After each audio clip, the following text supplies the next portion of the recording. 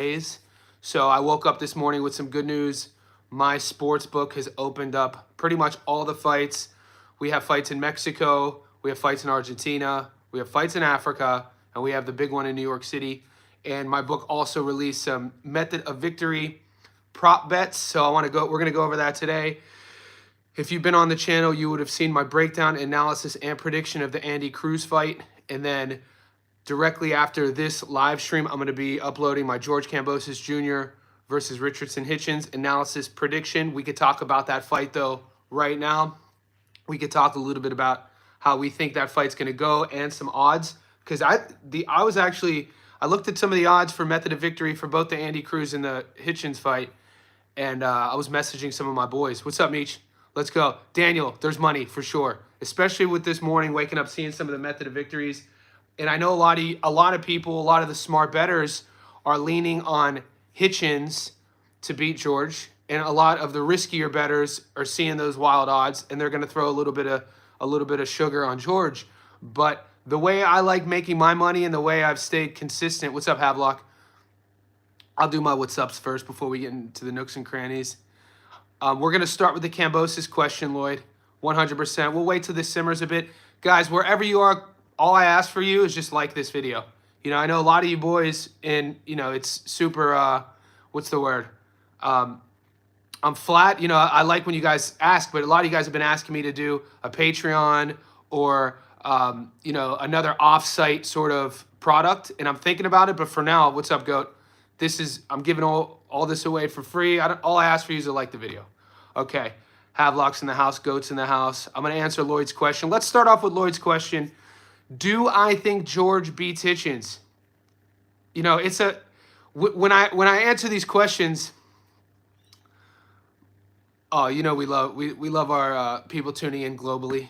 When I answer the question about an upcoming fight, I always have to ask, and this is where I lean on putting my money, and I brought this up yesterday, and I said, when we're thinking about gambling, we have to ask 3 questions. So with George Kambosos, okay, you have to ask yourself, do you see George winning a decision? Is George good enough? You know what? Let me rephrase that. Is George Kambosos good enough to win a decision? Is George Kambosos good enough to win a stoppage? Is George Kambosos good enough to make the distance with Hitchens? Now, when you look at the odds, all the money's on Richardson Hitchens. When you look at the big fight experience, all of that lines with George Kambosos. When you look at the type of guys he's fought, George has fought better guys. Has he been successful in those fights?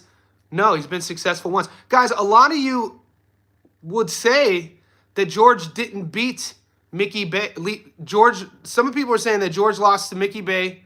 George lost to Lee Selby. George lost to a few close fights that he won on the cards. So his last fight in Australia, he fought a guy named Jake Wiley. That was George's first fight at 140. And when you watch the tape, I watched that fight live. George started off well with his engine, but he was losing rounds mid to late fight. And no knock to Jake Wiley. I know Eddie Hearn signed him. I think he signed him to a multi-fight deal with Matchroom. But Jake Wiley should not be winning rounds against George Kambosos in a featured highlight fight in Australia. So I don't want to say George is shot. I don't want to say he's never been that good. All I'm going to say is Richardson Hitchens' path to victory. You know that the kid, my problem with Richardson Hitchens is that he doesn't, Maxie Hughes, Havelock, Richardson Hitchens he doesn't do anything that jumps off the paper. He has a technical jab. Yeah, so he has a technical jab. And I'm an Aussie. You know, I've lived in Australia for 12 years. I'm an American, but, you know, it's hard for me to cheer against Australian fighters. I'd be shocked if George beats him. Okay, let's talk about the method of victory odds real quick. Because how does George beat Richardson Hitchens? You know, even George does a lot of things sort of like, I guess I'll use the word frantically. He doesn't enter the pocket technically. He uses a lot of movement. He doesn't really have an economy of energy either, and you see him kind of fade towards the later rounds. An economy of energy is when you watch a fighter and everything that fight. Think about, you know, a really smooth technical boxer that you cheer for. Everything they do, nothing's wasted. Even the feints Everything has intention. George isn't that guy. George is really kind of frantic, enters the pocket, doesn't set his jab up, gets hit a lot. He wants to fight you in a phone booth. I think that George, he kind of reminds me of a guy who would have fought in the 1950s in his weight class, which is fine. He's a throwback fighter. He's fun to watch. Richardson Hitchins, like I said, if you would have asked me 5 years ago when he was coming out of the amateurs, people were saying, and his people close to him, his nickname's Africa. So if I refer to him as Africa, that's what I'm referring to. Yeah, Hitchens beat Pero by split to become a world champion. People once thought Hitchens was a big puncher. I don't know if it had to do with somebody in his head who told him that he could win fights with his fight IQ, but somewhere along the line, he went from punching to winning fights on the scorecards. I don't think he's had a stoppage since 2022 maybe, and he does things, he wins fights on the scorecard. So I think Richardson Hitchens should win this fight. Let's talk about the prop though. And guys, wherever you are, GOAT. I know if Cedric's on the stream, PJ, wherever you guys are, our friends in Puerto Rico, the Philippines. It's an international kind of live stream, and that's why that's what makes this so fun. Wherever you are, check your sports book real quick, and let's see the method of victory because I want to hear the odds you're given versus what I'm getting.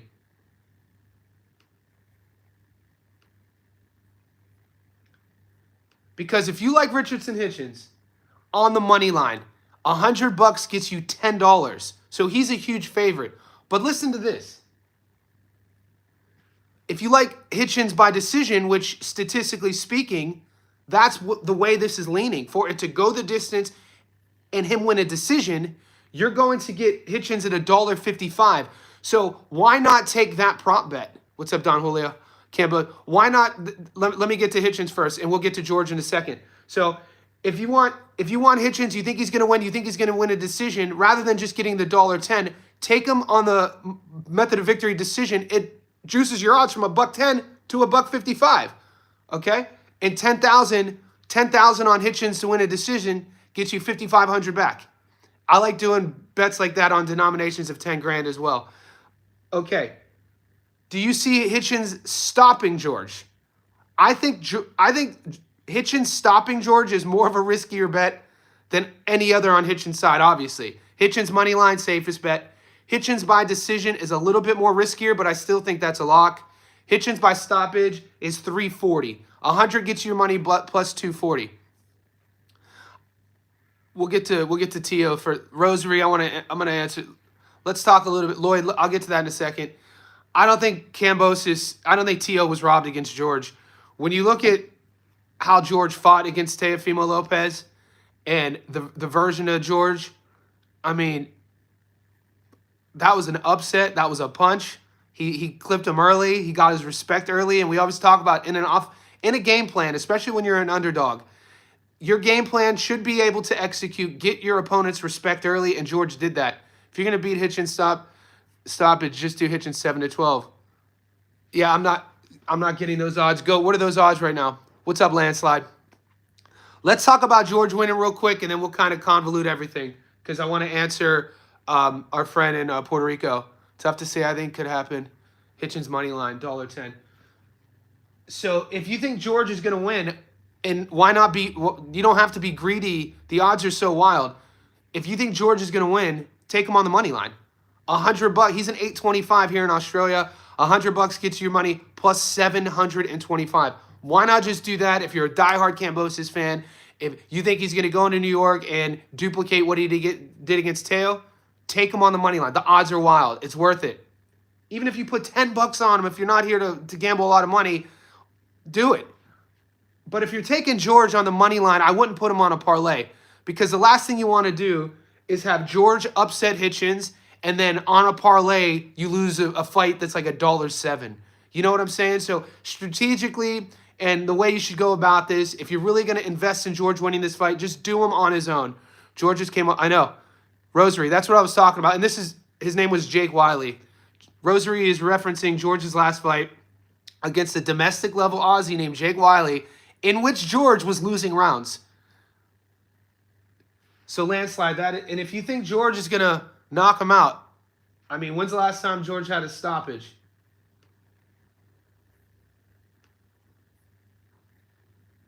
So there is actually more money.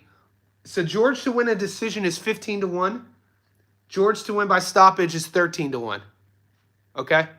So you Cambosos, you guys who are leaning, guys and girls leaning towards Cambosos, 8-1 money line, 15-1 to win by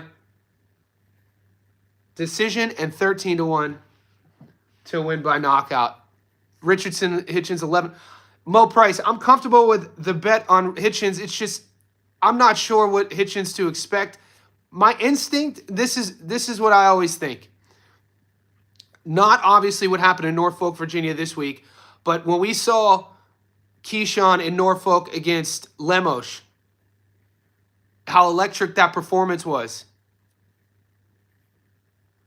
I'm expecting don't you guys think Hitchens is due for an exciting performance? Is Hitchens capable of it? I think he is. You know what I'm saying? I think what holds Hitchens back is he doesn't take enough risks and he fights a little bit safe, and that's being very diplomatic. You know what I'm saying? He's going to throw his jab. Who has the speed advantage? I think George might be faster. I'm not Brian Norman Jr., Gaffey, Peter McGrill. All right, now we're looking ahead. Key is better than Kambosos. Yeah, I mean, I rate Keyshawn. Why I brought up Keyshawn is the fact that Hitchens is fighting in New York. Hitchens is a New Yorker. You know, he was raised there at least. He was born, you know, was he born in Haiti? Where was Hitchens born? Wherever. New York, he calls New York home. I'm expecting, obviously, a large pro Richardson Hitchens crowd. I'm expecting an electric performance. And I just read, if you guys read the media just now, they still have 4,000 tickets that aren't sold. I had your same thoughts when Shakur fought Harutnian. I thought, yeah, but it went the decision. And guys, we broke that fight down with Shakur and Harutnian. But guys, Harutnian didn't have a lot of pro fights, but he was an Olympian and he could box. Kambosos 5'7". Rosary, exactly. Kambosos is moving up a division. He's not a big dude. He's not a physical guy. And I'm starting to question his durability as well. He doesn't have one-punch knockout power. Even the knockdown when he hit Teo with, it was more of a timing shot. You know, he was in and out and caught him. It was a great backhand. It was beautiful. But that was a couple years ago. I think, and who knows what was going on in Lopez's mind. It was that one punch that's allowed George to fill out football stadiums here. Like I always talk about. That one punch against Teo. Guys, has there been a fighter in recent memory who has done more with a career, and dare I say less with talent, because I don't want to say that about George. I speak highly of him. He's an Aussie icon, dude. But has there been a fighter in recent memory who's done more with the career in terms of finances with one punch than George? Sells out the Kudos Bank Arena the first time against Devin. Sells out the Laver Arena in Melbourne the second time against Devin. Sells out the RAC Arena in Perth against Lomachenko. Now, granted, a lot of those tickets were, you know, his counterpart, but that's still George Kambosos fighting in arenas and football stadiums, and now he's fighting at the Garden. And we just talked about the Maxie Hughes decision, the Lee Selby decision. You could go down the list. What he looked like against Jake Wiley. And you have to go back to the one punch against Teo. So that kind of is wild when you think about it. George is a real one. Puts his hand up to fight everyone. You know, and this isn't to knock Aussies, but something like me being an American, living in Australia since 2013, Aussies really don't know how to banter.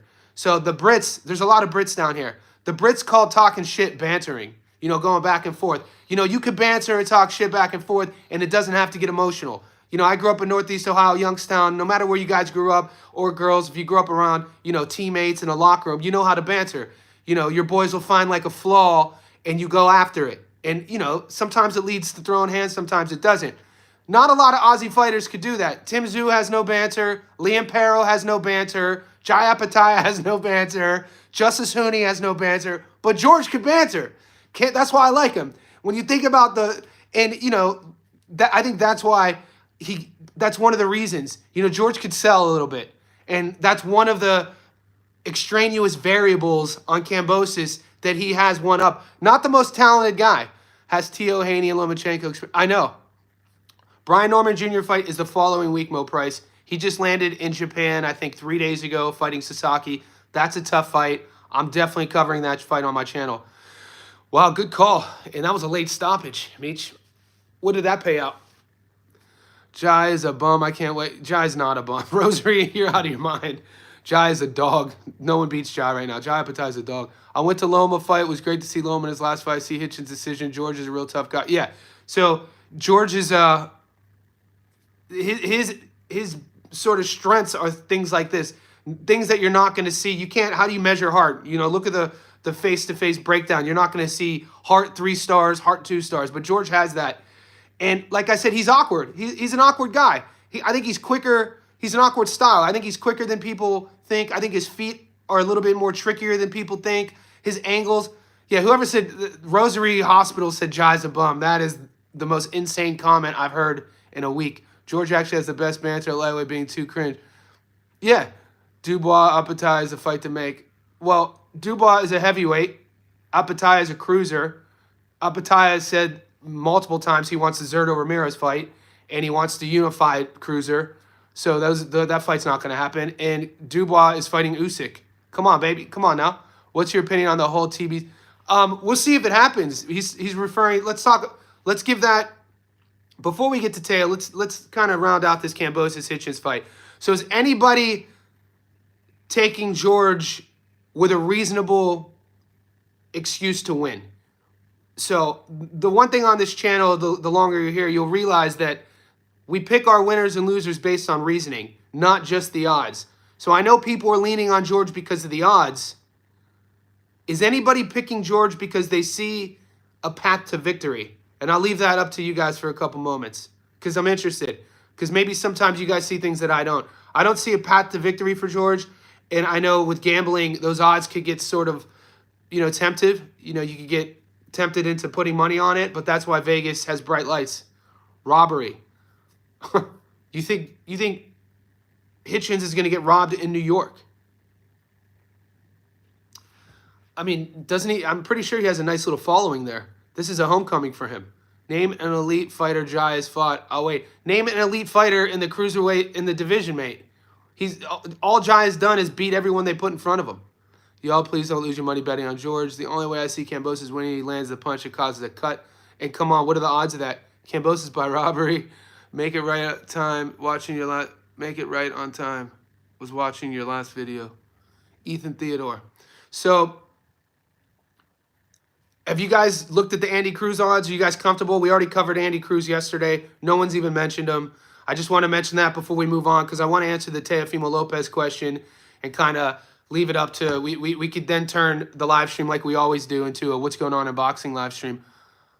Loma to stop George, 285 for reference. As we speak. Oh, thanks for that, mate. Method of victory is just really, yeah, same, Mo. I wanted to get into that. Kambosos cooked to bet as a distance or stoppage. I think so too. And that's where the conversation is. Does Hitchens have the arsenal to stop George? Hitchens is a big dude at 40. Somebody already mentioned it. Look at his length. Look at his height, 5'11", and he carries his weight well. It's wild to see. He has no body fat. George is not a big dude. George wasn't big. He didn't cut a lot of weight at 35. And he's not, when you think about a fighter's physicality, he's not sort of like a stout guy. Can't see George winning. Maxie Hughes we talked about. Lee Selby we talked about. I didn't think he fought well against Jake Wiley. I thought for sure George was supposed to stop Jake Wiley. Kambosos loses to Hitchens, Puello, and Teo. Well, George already beat Teo, so Puello's a champion at 140, and Hitchens is a champion at 140, and George fought at 135 his whole career. This is our first. He fought Wiley at 140, a domestic fight, but that I don't count that. And Wiley was a last-second step-in. So I don't think anyone's talking about George. I think this might be George. I think George is cashing out. I do. Look where he's at in his career. Look what he's done. I think this is George cashing out. And if his dad watches this live stream, Jim, I always talk really highly of Jim Kambosos, what he's done managing George's career. They have a lot of other good young fighters who he manages. And I think at this stage of the game, I don't want to see George get beat up too much anymore. I think he's done a lot for Australian boxing. I think his legacy is already written. I think he's going to go down as one of these guys that is going to prove to future boxers that you don't have to have a perfect record to really, make money in the sport. because George Kambosos, I use him as the perfect example to negate the argument that you have to have a perfect record, because there's a lot of guys who are undefeated that George has probably 5x their total net worth. And George, you know what I'm saying? So George is showing the way to not have a perfect record. You could still lose fights and still fight for titles. It's insane. And a lot of that goes down to Jim Kambosos. Taylor just came up. But look at it's wild to see whoever's made Taylor's career. I don't want to say mismanaged. It's kind of the same thing. He gets a lot of high-profile fights, but he doesn't make a lot. Look at he's told us he's never made $1 million in a fight, which is insane. I think this fight is perfect for Hitchens to make that statement, Meech. I'm expecting Hitchens to make that statement. I think that he's good enough. I think where Hitchens falls short is I think it's psychology. I think it's his unwillingness to be vulnerable in a barn burner. George will bring a barn burner out of him if he wants to do it. And I think for fans, we like to see that. I think Hitchens' camp sees that in George. And maybe, looking back at his recent opponents see that in George. Like, all right, let's bring this Aussie dude, this Greek warrior, this Greek Spartan guy who will give us a war. I like Richard, but I think him and Teo may be the weakest link in 40. I wouldn't call I'm not the biggest Teofimo Lopez fan, but I would not sit here and call him a weak link. Teofimo Lopez, in terms of boxing, ticking boxes, Teofimo Lopez is one of the best in the world, mate. And I'm not even a big fan. All right, now we're talking GAR. He's one of my favorite fighters at 40. We covered GAR versus Rayo, and a lot of you boys picked Rayo, and I'm still high on Rayo Valenzuela. But I knew that was a bad matchup fighting GAR, especially GAR coming off of his first loss against Puello. GAR dog walked Rayo, man. That version of GAR is how all of the true blue fight fans look at Gary Antoine Russell. They look at that family.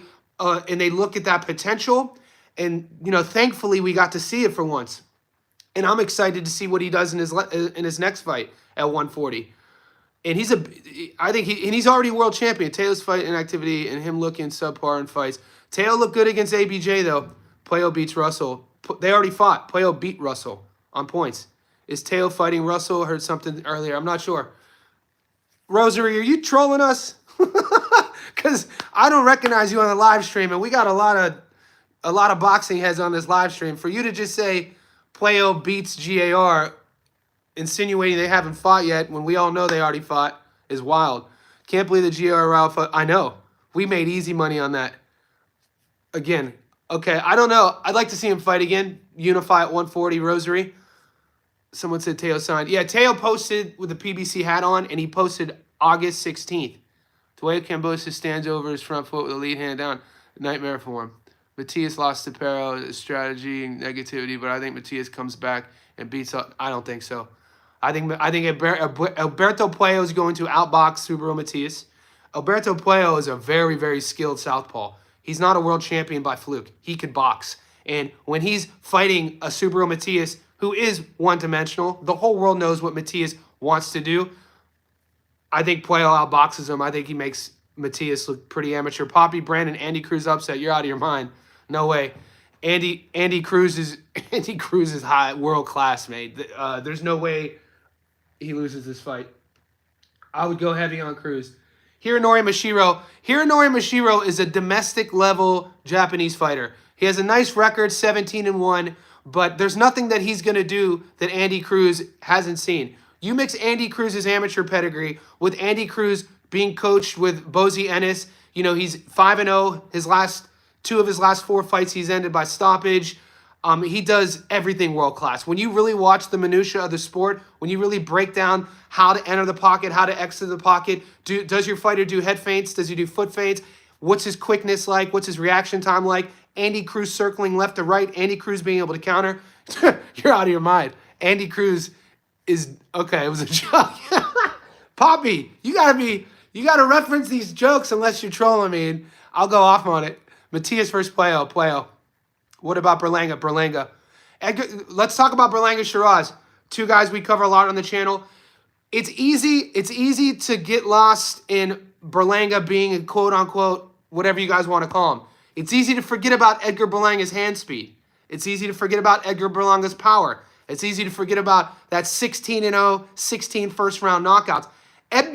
What's going to separate Berlanga versus Shiraz in this fight is Shiraz's defensive holes in the pocket, Edgar Berlanga's hand speed. Shiraz has never fought a guy like that, and he's never fought at 168. And like I said, a lot of boxing fans who attach themselves to certain fighters will hate a guy for their personality. I'm not a fan. I'm coming at it from a technical perspective. Berlanga, I'm putting the house on him to beat Shiraz. You think Tiger could beat Norman Jr.? Not yet. Tiger has only had 2 fights at 47. After watching some type of Micho, I agree with Cruz knockout. Same. Bro, Berlanga sucks. I mean, I disagree with you on that. I mean, you don't have to cheer for him, but the dude does a lot of things. Edgar Berlanga has been boxing since I think he was 5, 6 years old. Edgar Berlanga's hand speed is world class. Edgar Berlanga's power is there. Edgar Berlanga knows how to fight, knows how to box, and he's a dog, dude. I don't understand. I mean, I do see why some people would hate on him. But as a boxer, he does a lot of things good. I don't think Tiger sucks. Tiger has a lot of upside. Yeah, that fight is 50-50 to me. Gary got Shiraz, and you got Berlanga. I'm down the middle. We got time. We got time, GOAT. We got time. I agree. I got Berlanga to win that fight. Yeah, my issue with Shiraz is, and you guys can take whatever you want from this, rewatch the Carlos Adames fight.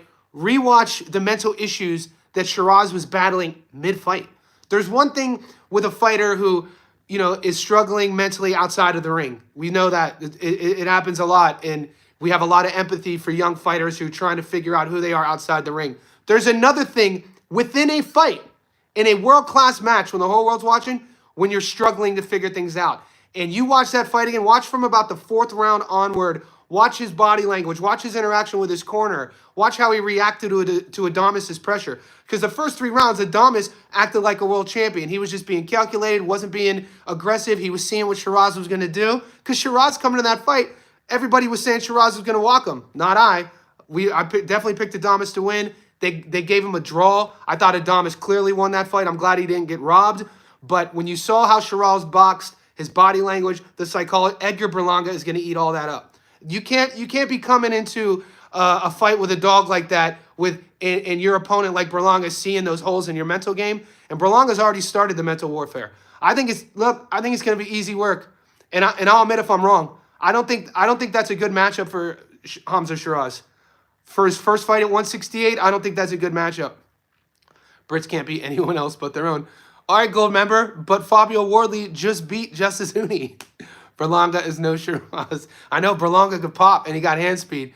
Shiraz is a little bit slow, a little bit awkward. Shiraz is lacking a bit of, I don't want to say durability, but his balance.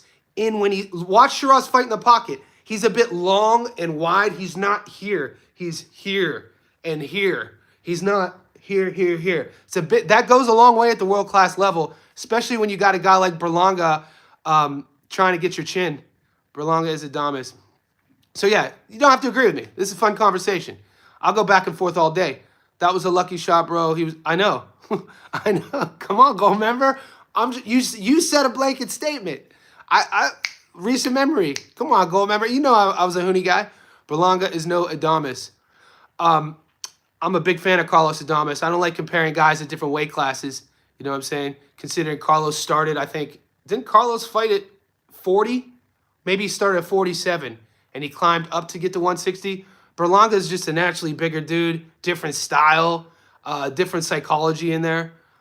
Yeah, it's wild. Go to Google and type in Edgar Berlanga, I think 2017 or 2016, and read all the headlines. And it wasn't that long ago where the whole boxing world was enamored by him because we hadn't seen a guy come out and knocking dudes out cold. Granted, his opponents weren't that high, but a lot of fighters who come out, start their pro career, are fighting guys who aren't that good and not knocking them out.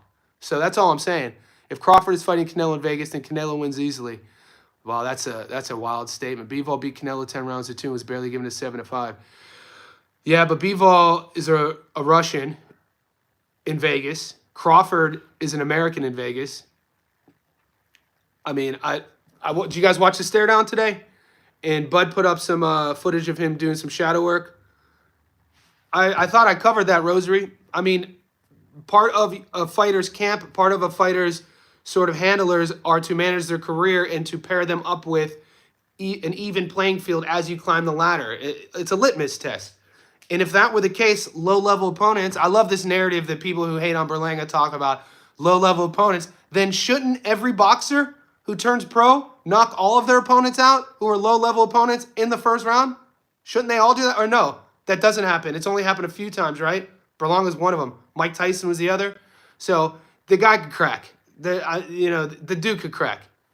And his hand speed, because we know that a lot of power doesn't come from just hitting the button. A lot of power, if you guys really want to become a nerd about strength and conditioning, so something I don't talk about on my channel is I'm a strength and conditioning coach. And one of the styles of training in a fight camp is plyometrics. Plyometrics is basically using your body weight to create speed. Speed creates force, force creates power. So there's an equation. Like think about a box jump or a plyometric lunge. So you're using your body weight, start, stop, explosion. So the equation to get to power, power is the last outcome, speed. Speed creates force, force creates power. That's a scientific equation. Berlanga has speed. That's why he has power. Shiraz does not have that. And this is why I can't wait to see the odds.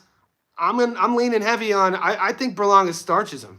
I don't think it's a good matchup, mate. Yeah, he did. He did. Berlanga did bite his ear. If you don't know, you spoke on this. Did you watch yeah, she got gifted.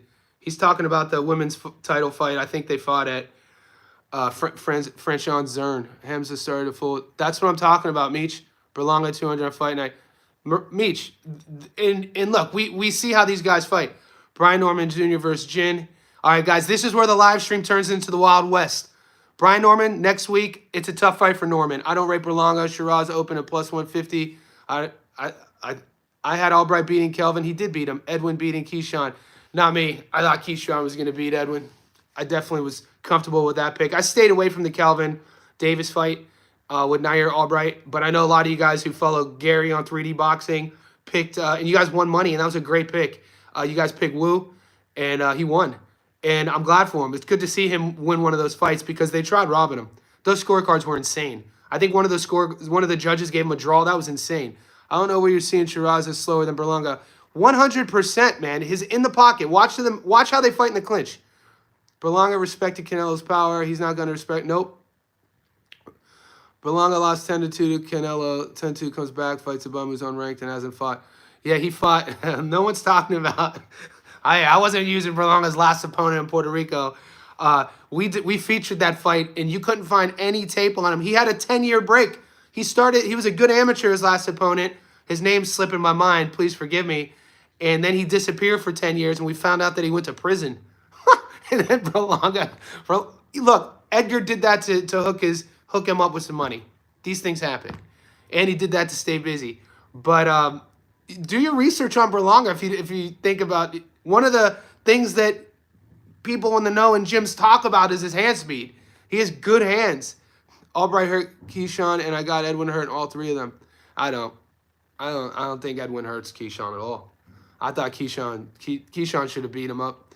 Edwin De Los Santos, I mean, he could punch. Brian Norman upset. Maybe. We'll wait till fight week. Adamas beat Shiraz, well cashed. To Andy Cruz, get the KO. PJ, let's talk about that real quick. So we featured this fight on the channel. If you haven't watched the breakdown, it's on my prediction playlist. Andy Cruz, and if you guys are bettors, the props just opened up.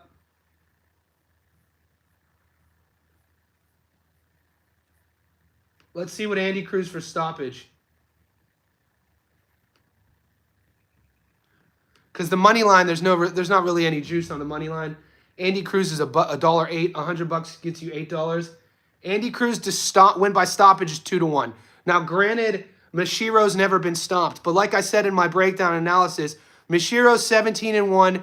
He's a domestic level Japanese fighter, which is fine. We know the Japanese fighters could crack, they could box. So what does that mean? He's going to come into the fight. He's going to be technical. I think that Andy Cruz beats him everywhere. Is Andy Cruz a notorious finisher? Historically, no. And this is why he knew he had the wherewithal to move camps when he entered the pro ranks. Because if you know anything about the amateurs and the pros, Amateurs, different fight style, more of a scoring point system. Win rounds, you win the fight. The pros, you have to sit on punches. He goes to Philly. He trains in Philly with Bozienes. 2 out of his last 4 fights, he won by stoppage. It's not a bad bet, guys. I think I'm taking that prop bet. On my money line, obviously, Cruz to win, not a lot of juice. Yeah, so Will, my 2-1.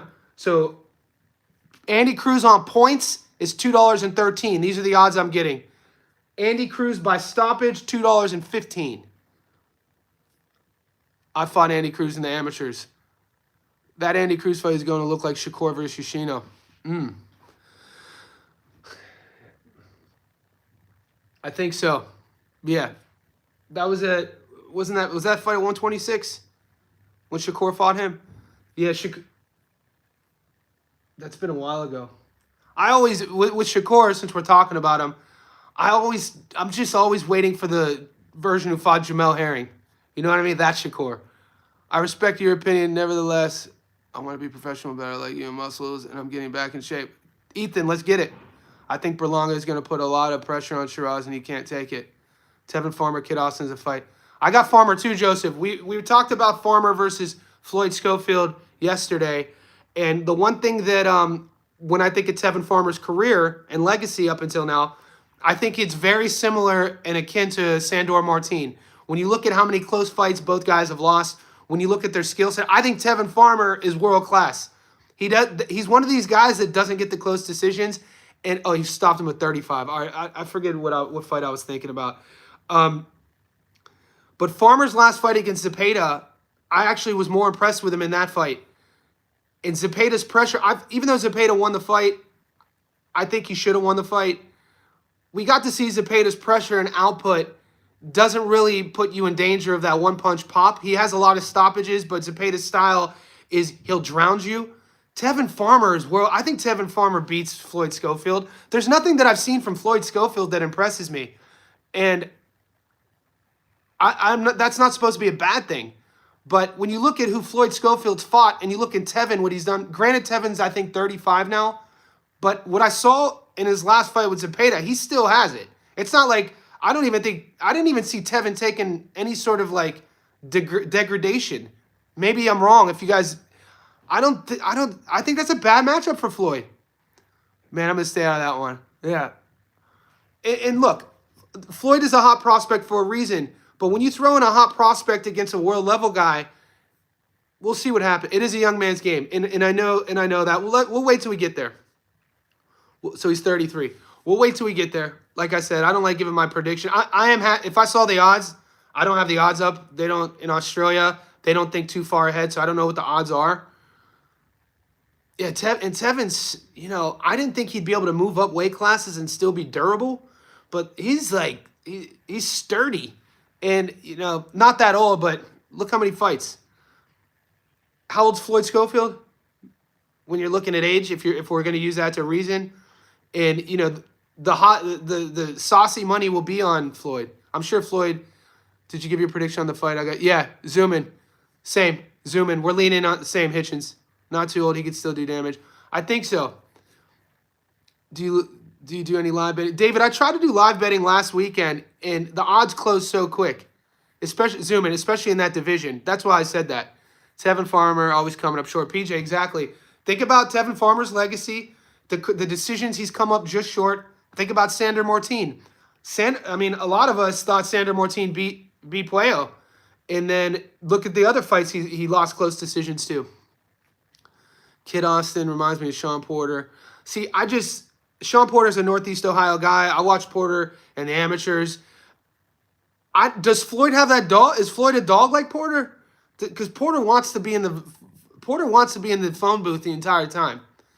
I don't know. And Porter, man, his resume is out world. Porter's a Hall of Famer. Do you follow bet on MMA? Yeah. Zoom in. I won a lot of money on Mario Bautista beating Patchy, and I won a lot of money on my boy Joshua Van getting a stoppage. So I won a lot of money, and I've been covering MMA early days. Like the first book I wrote was all about interviewing like the OGs. Hoist Gracie is in my first book. So yeah, I just don't feature those fights on my channel. But on the live streams, if you ask, Yeah, we both had Van. I'm a huge, but people sleep on Batista. Batista's a dog, dude. When he beat Ricky Simone, I became a Batista fan. Hitchens will win decision 11-1, be a shutout, maybe. That's Joshua. That's where you have to think about where you put your money. Van not beating Royval, but Van could crack, man. I'm a big fan of Brandon Royval. I think the difference with the Brandon Royval fight, we're talking about Raw Dog versus Josh Van, is Royval. You can fight Royval's ego. Royval's obviously on paper would be a better grappler, but Josh Van could wrestle too. And in terms of technical boxing, both guys are from Texas. I mean, even though Joshua Van was born in Myanmar, but you got Adrian Yanez, Texas boy, and you got Joshua Van. Those personally are two of my favorite pure boxers in the UFC. So if Brandon Royval is going to stand and box Joshua Van, I'd like to see those odds. And we know Van stays active. And we know Royval's had some injuries. He's up there. I think he's in his early 30s now. He's been in some wars. Brandon Royval's one of my favorite fighters to watch. Super exciting. It's just going to come down to see what fight, if he chooses to fight Josh Van's fight. Because if it's fought on the feet, I'm taking Joshua Van. Even Joshua Van, the only loss, I think he lost to Charles Johnson. And Charles Johnson is a real weird style at 125. 5'9", cardio for days, could wrestle, long, awkward. And Joshua Van, I think, was 21 when they fought. And he, no amateur career, was only a fighter for a few years. I would take the upset. I got to be honest with you. Josh Van could crack. At 25, too, he got power.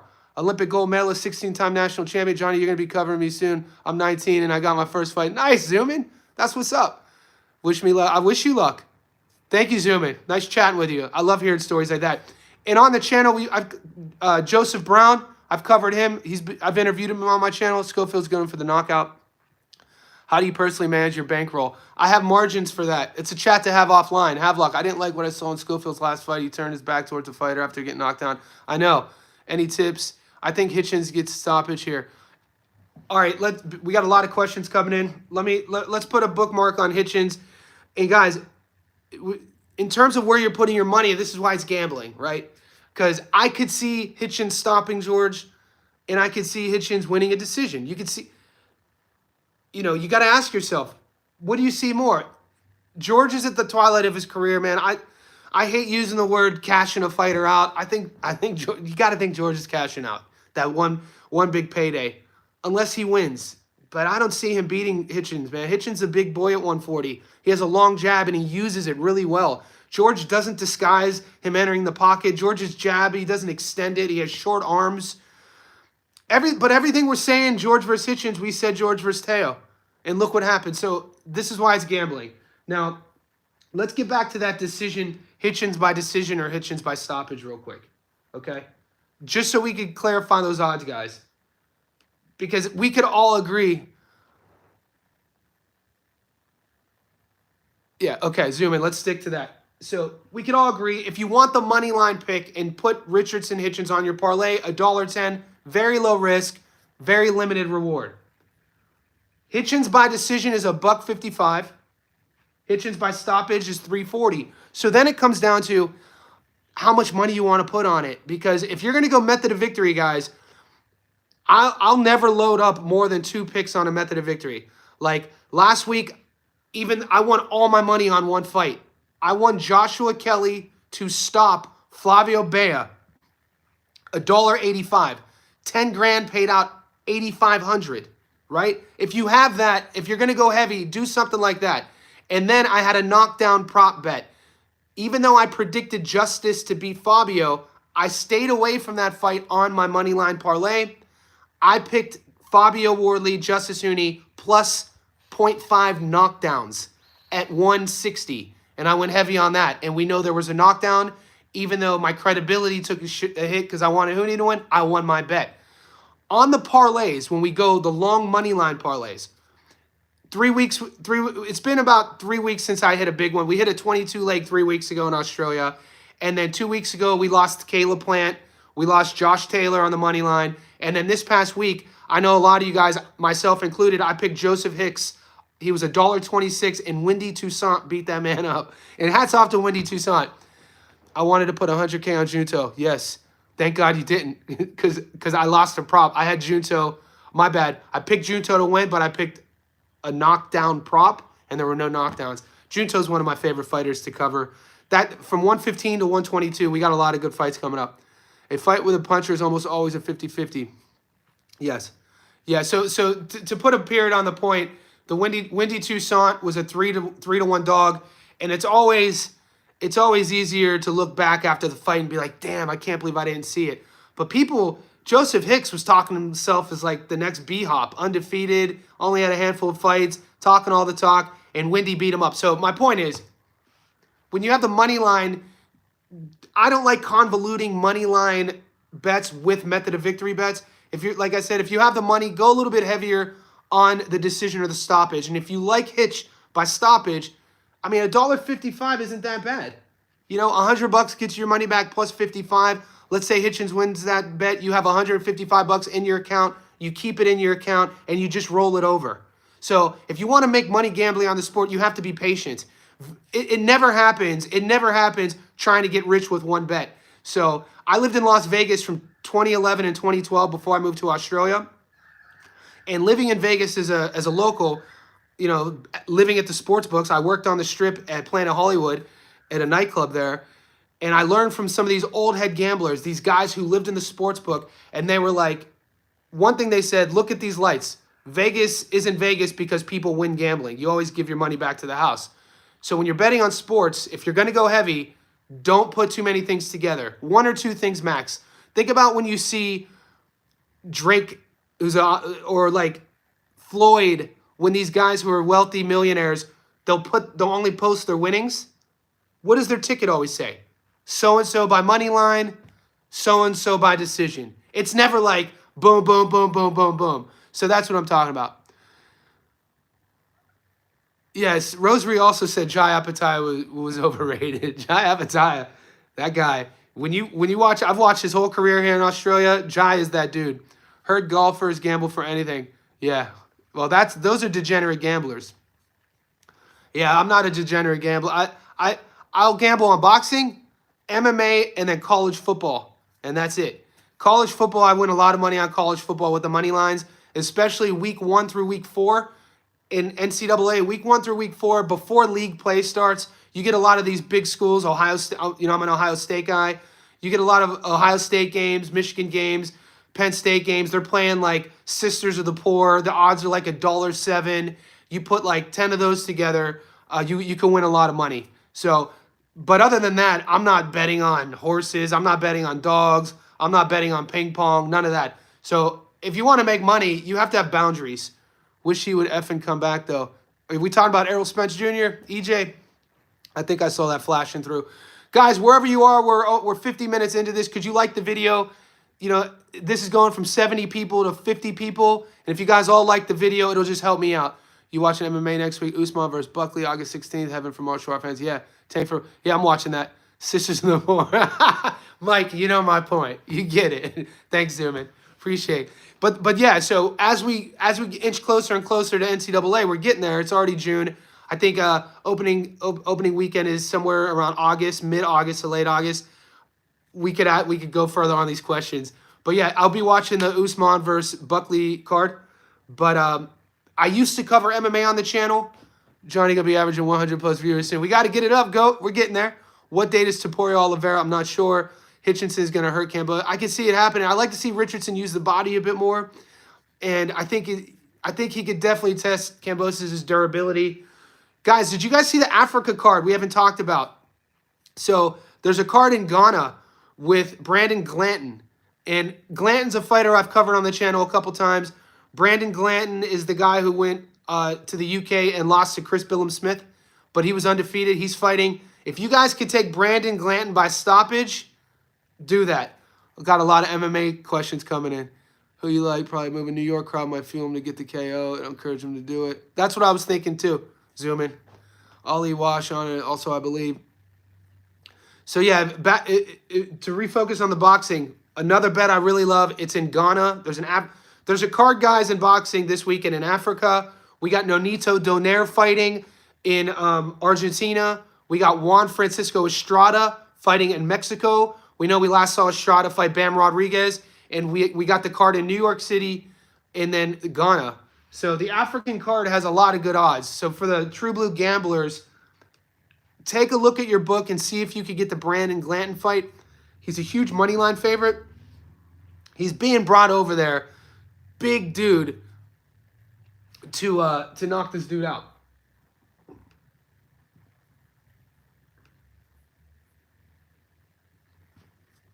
Ollie Wash is no good. Yeah, I don't bet on Ollie Wash. He lost to a boy from my hometown. Ollie Wash lost to Danny Feelgood Hollywood Rosenberger, by the way. And remember, Hitchens was in Boots Daniels, and he said he liked how Boots broke him down, body will be. Yeah, I think so too. And somebody mentioned earlier that I think because it's in New York, I think Hitchens, 140-pound, got the strap. I think he's going to have a good performance. Yeah, comments help. Comments and likes help. Thanks for asking, Zoomin. So the more you comment, keep the engagement going, and like this video, it helps. It is 7:20 in the morning here in Sydney, Australia. Wherever you guys are, I thank you. I'm betting 11K on Paul. Oh, God. Jake Paul's entered the chat. Imagine wanting to bet randoms in chat. Ali Venfold. I know. That's kind of wild. I just read a story about this just happened in Las Vegas 2 nights ago. 2 YouTubers. One YouTuber had like 3,000 subscribers. Another YouTuber had like 400. They got into a beef on Las Vegas Strip, and the dude pulled out a burner and murked. Yeah, it's a wild story. So guys betting on fights in the chat is pretty insane. Parlaying Brian Norman, Hitchens, and Andy Cruz. Maide Ola, I don't hate it. I like it. I have so some of my standards of my rules of my own betting, I don't like carrying week to week. You bet me on Jai versus Zerto. Yeah. I bet on Brandon. I know. No, Brandon Glanton lost to Chris Billum Smith. That wasn't a young kid. We picked Glanton to win, and he lost. My point is, Glanton is brought over to Ghana for his next fight, which is this weekend. And Glanton's a big favorite. He's going to stop this dude. And Chris Billum Smith was no young. Chris Billum Smith was a seasoned fighter, dude. He was a tough out. And we took Glanton as an underdog. But think about it, he was up for it. Glanton just couldn't find... I don't think... Glanton underestimated how tough Chris Billum Smith is. To beat Chris Billum Smith, you have to get a fire hydrant and like a baseball bat and hit him over the head with it. Yeah, no, I won money on Mario Batista. I told you guys. You guys asked me about that fight. On this live stream last week, you said Patchy Mix. I was like, Mario Batista beats him. So we won money on the UFC. 4K. Rosary Hospital has said that he's fought in the amateurs against Andy Cruz. And you also said you fought in the amateurs against, who was the other one? So, I don't know. I don't recognize you on the lives, but you're out here calling dudes out, dude. I like it. Chris Smith is Chris Billum Smith is a tough out. So, Glanton, I think Glanton took a lot from that loss. I'm broke. Yeah, Zuman's a young fighter. Tim Tszyu versus Brandon. 2 Austria for the win. Seb Fandor, he's fighting. Shakur, if you want to do a couple hundred, I'm down. Did you guys see Tim Tszyu flew out Michael Fox? I posted it in our community section. So, in preparation for fighting Seb Fandor, Tim Tszyu flew out and is sparring with Michael Fox. Bit of a taller guy. We last saw Fox fight Serhii Bohachuk, Shakur, Andy, and Morataya in the amateurs. How'd you fare against them? Those are all world champions. Well, Andy is on his way. What do you guys feel about Morataya being elevated? Morataya is now, with Loma retiring, the IBF champion. Shakur, WBC, Tank, WBA, and we know that Keyshawn got stripped. Tszyu is banging on Fandor before the cut. Yeah, but for 4.5 minutes, Jinx, I agree. I mean, I've rewatched that multiple times. It wasn't one-way traffic. The cut happened at the end of the second round. Brandon Glanton, PJ, is fighting.